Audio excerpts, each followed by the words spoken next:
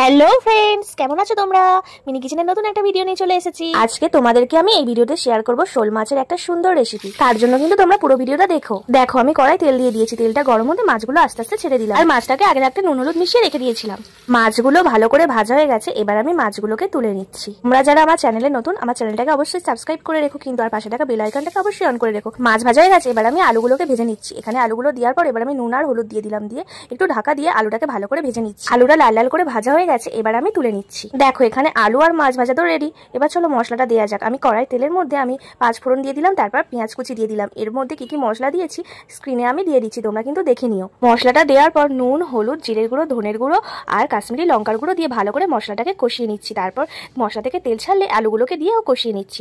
আলুগুলো কষানো হয়ে গেলে এবারে সামান্য একটু জল দিয়ে দিলাম। জল দিয়ে ঢাকা দিয়েছিলাম আলুটা সিদ্ধ হওয়ার জন্য। তারপর মাছগুলো দিয়ে ঢাকা দিয়ে দিয়েছিলাম। তো আজকের রেসিপিটা তোমাদের কেমন লাগলো আমাকে কিন্তু অবশ্যই কমেন্টে জানিও। বাই।